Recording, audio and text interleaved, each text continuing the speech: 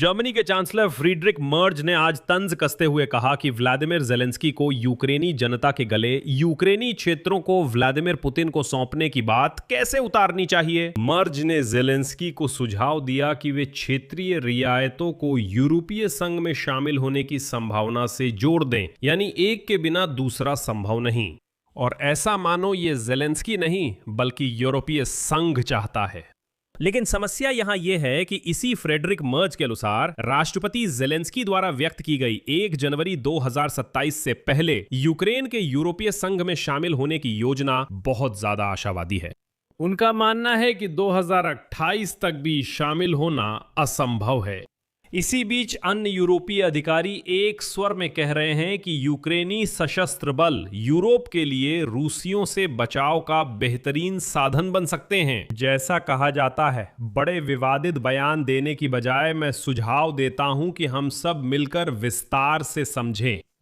मेरा नाम Alexei peachy है। आइए इस विषय पर चर्चा करें। शुरू करने से पहले चैनल सब्सक्राइब करें, एपिसोड लाइक करें और कमेंट्स में राय दें। मेरे टेलीग्राम चैनल पेचिए न्यूज को भी सब्सक्राइब करें, लिंक वीडियो डिस्क्रिप्शन में है। मैं इस एपिसोड की शुरुआत फ्रीडरिक मर्ज के शब्दों से नहीं करूंगा। मैं उन यूरोपीय अधिकारियों और सैन्य अधिकारियों के बयानों से करूंगा जो मर्ज की बातों का संदर्भ है।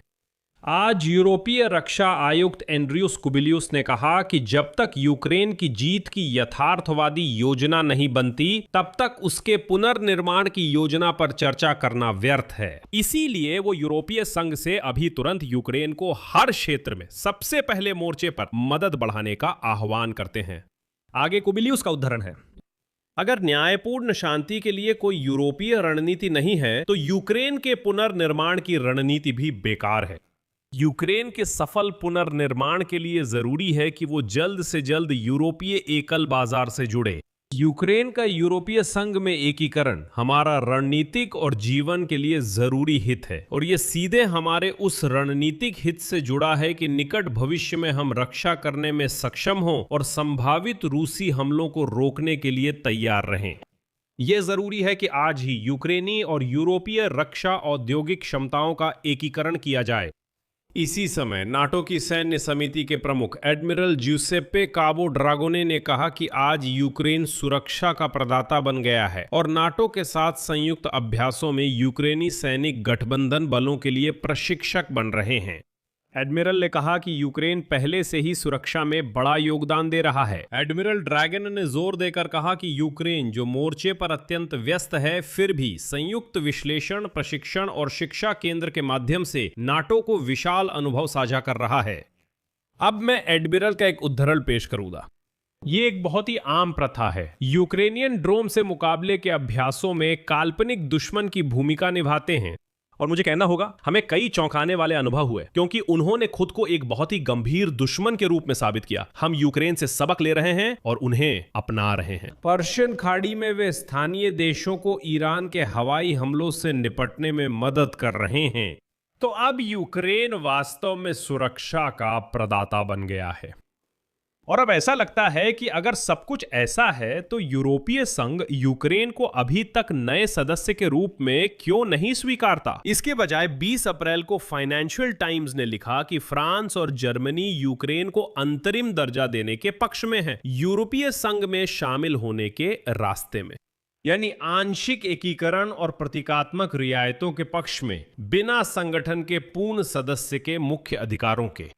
लेकिन अगर रूस और यूरोप में युद्ध हो तो आपसी रक्षा की जिम्मेदारियां होंगी।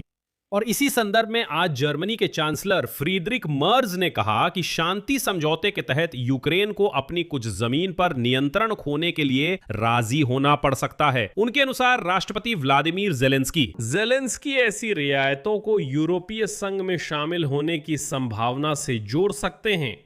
असल में मर्ज जेलेंस्की से कह रहे हैं कि वे यूक्रेन के लोगों को रूस को जमीन देने की बात यूरोपीय संघ में शामिल होने के टिकट के तौर पर बेचे।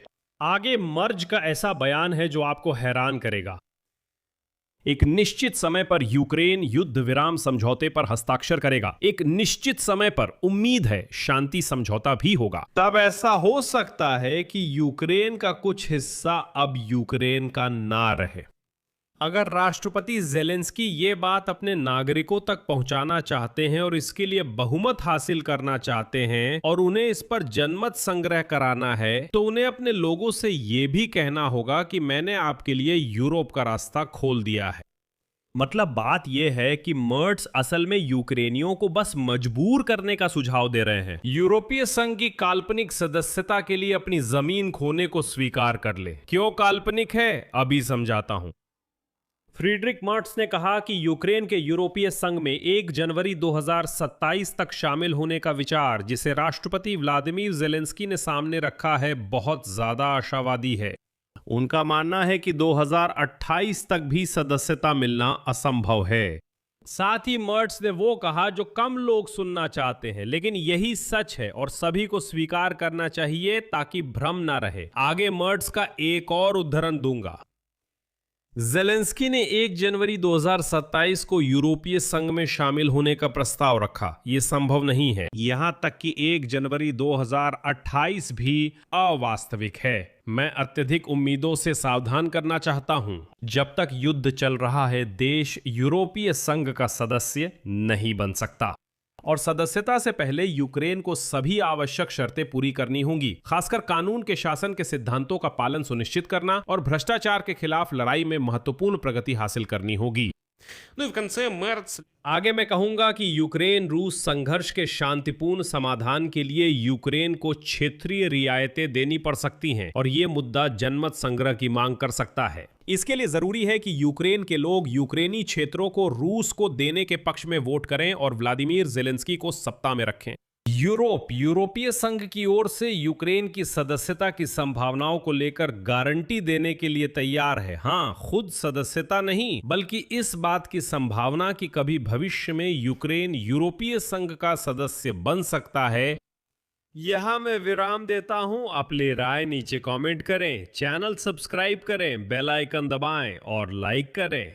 अगर आप इस YouTube चैनल को सपोर्ट करना चाहते हैं तो डोनेशन या पेड स्पॉन्सरशिप सब्सक्रिप्शन से कर सकते हैं। इस वीडियो के डिस्क्रिप्शन में दिए गए लिंक और भुगतान विवरण के जरिए वहां बिल्कुल अलग अलग फॉर्मेट्स है, या फिर अपनी स्क्रीन पर दिख रहे इस QR कोड को स्कैन करें। ये चैनल को सपोर्ट करने का सबसे आसान तरीका है।